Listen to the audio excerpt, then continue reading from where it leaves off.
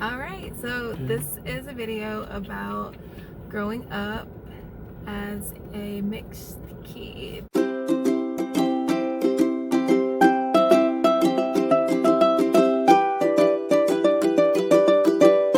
is gonna ask questions. I guess the first question, the most important one, is what are you mixed with? I'm mixed with, do you know? I think, if I remember right, your grandmother on your mother's side, maternal grandmother, she is Scottish. Mm-hmm. Your mother is Nigerian, or half Scottish, half Nigerian. Mm-hmm. And your father is African American, but I don't know anything beyond Alright, that. good. Yeah. So we got African American, we got Nigerian, and Scottish. Next. What ethnicity have you often been mistaken for? I can already name a couple. Many. Especially any from South America or any Hispanic looking individuals. I have people that come up and start speaking Spanish to me sometimes. I've gotten Middle Eastern, Indian, I even got Asian one time, but that was like at night. I don't know if that counts. That seems to be a common theme for anybody who's got the beige look. Yeah, it's because I was listening to this podcast, and there were two mixed people on it, and they were talking about that very same question. Oh, really? Like, oh yeah, I'm mistaken for Puerto Rican, and he's like Palestinian. Ah. A Palestinian who grew up in Texas. Anyways, yeah, I know my hair is curly, but is your hair, well, when I had hair, is your hair curly or is it straight? My hair is wavy. It's not, he had corkscrew curls, like Not all Freya the time. back here. I have more of a wave. It's kind of waved up as I get older. It was more corkscrew-like, and then it's now more of like a wave. Obviously, this is not what it normally looks like. And I normally would wear it just naturally, whatever the wave is. Sometimes I'll flat iron it, very rarely. And then I'll do these kind of protective styles. With mine, it was curly, but like I could Blonde pick it out curl. into an afro, and it would be poof. The curls would be just a poof ball. Kind of frizzy, kind of poofy, like cotton candy or something. Cotton candy hair. That sounds delicious. I want to yeah. go to the fair. Was coming from different backgrounds, was it challenging growing up? Like for you, and you lived in Columbia most of the time, right? West Columbia, South Carolina. Yeah. So yeah, it was different. It was hard to figure out what group I belonged to, and I would say because we didn't really hang out with my father's side of the family often, I didn't really embrace, I guess, my African American black side. And then my mom's side, so she was raised in England, even though my grandma's Scottish, and so that's her side. And my Nigerian side, I never really connected with one group over the other. I was just more like a question mark. And so because of that, I was just a very awkward turtle. I didn't know where I belonged. That's so hard. Yeah, just where do I belong? I wasn't really good at like a particular extracurricular activity, so I didn't really belong in those groups either. And so like, you know, if you're black, like maybe you're good at basketball. No, I wasn't, even though I'm pretty tall, I guess. I wasn't that great at basketball. And I mean, I can dance, but I don't dance, you know, like, you know, so I wasn't at the much better than school I do. dances, like getting it, you know, so I was just always really awkward. I didn't know who to hang out with. I listened to all different types of music, so it wasn't like I could really bond with people because I listened to so much stuff that it kind of, either one group liked something I listened to but hated something else I listened to, and so it was really hard for me. Looking back, I think I was just really awkward too. So that in addition to me not knowing, am I white? Am I black? I didn't really know where to fit. And even like in, you know, in elementary school, especially like kindergarten, first grade, sometimes they'll fix your hair for picture day. I don't know if they ever did that for you. They'll make sure your hair is good, the teacher, before you take your picture. I know and my mother did. she didn't know what to do with my hair, my teacher. And I think she actually wet it or something, and my mom had straightened it, and so then it just turned into this big poof ball, and she didn't know That's what good. to do We with just it. established earlier that I had a poof ball, and it was great. There was like another incident when they were doing the school lice check, and at the time they had said that black people don't get lice because the lice don't really like their hair, I guess, because maybe it's more oily or something, and Caucasians wash their hair more often. It was something like that.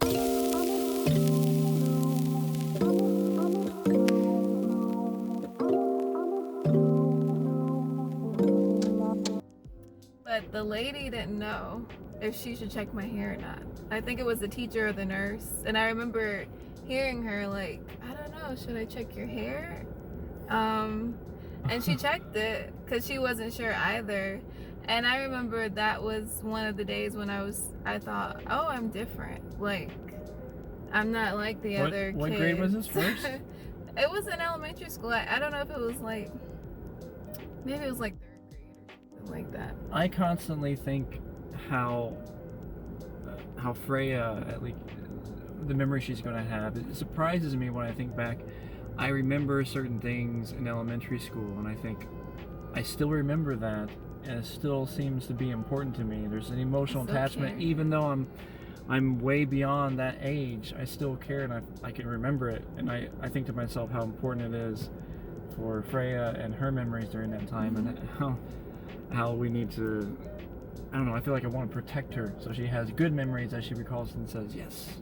Well, there was a time when my art teacher, this was in elementary school too, I think it might have been 2nd grade, something like that. She called me high yellow. She was a older black woman, and she referred to me as high yellow. And my mom was pissed. My mom was so pissed, and she went and she complained. I remember that, and I remember thinking, well, what's wrong with that? I didn't understand. And that it was, I guess, related with, I guess, colorism and maybe like slave terminology, and she was pissed about that. Anyway, so I mean, it'll just be our job to make sure we let people know if they cross the line. Yeah. It's interesting that you had such an identity crisis. Like as a white person, I don't ever think about my skin color because I don't have to.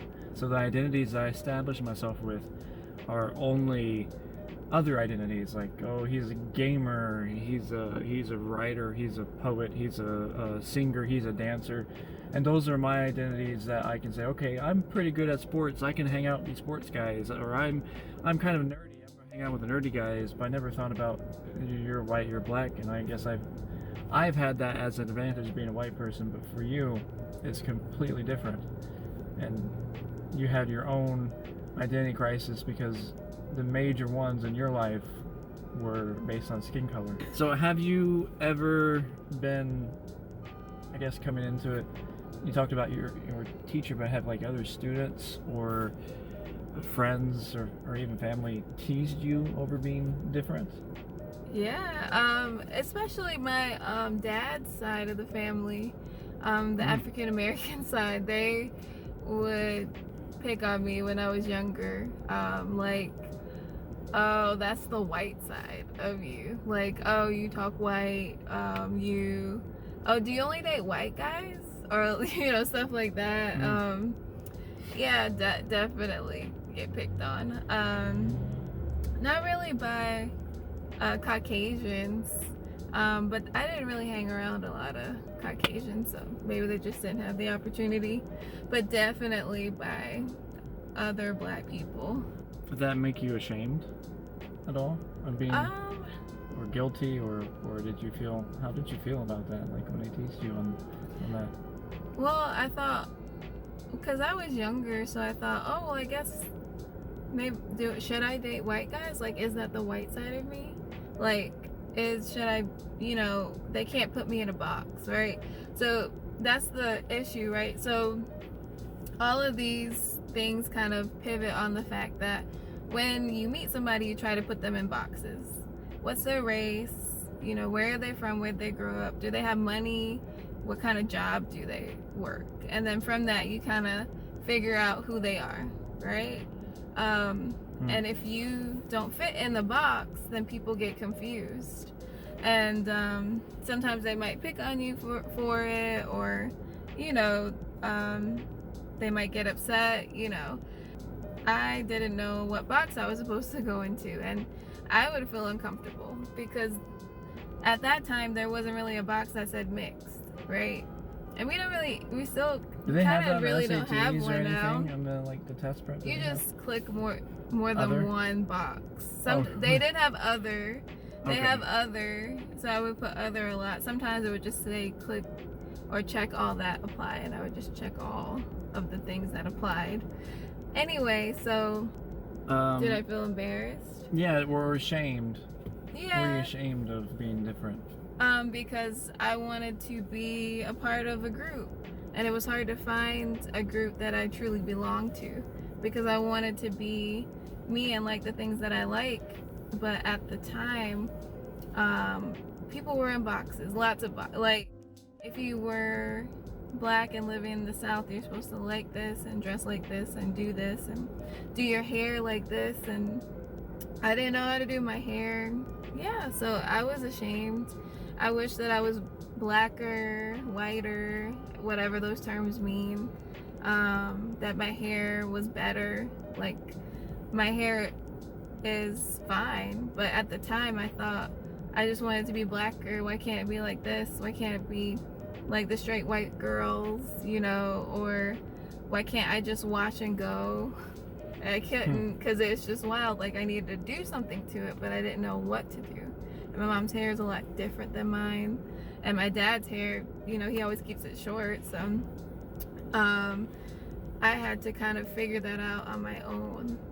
I often would draw back, from people, because I guess it's like that video you showed me where I would think like everyone's against me, Yeah. And so I would like eat lunch by myself sometimes, and I wouldn't reach out to people because I just felt like I was less than, like I couldn't be in the group, All right. That's sad. Well, on that point, do you find yourself choosing a particular side? I definitely embrace just being who I am, because all black people are not the same, and all white people are not the same, and so I can't really be in a box, why, and I don't need to be. And I've realized that as I've grown older, I realized that I can just be me, and I don't have to be categorized. Amen. It feels really good to say that. Yeah. Well, is there any benefit to being mixed? I mean, there's a lot of negatives. Are there any positives?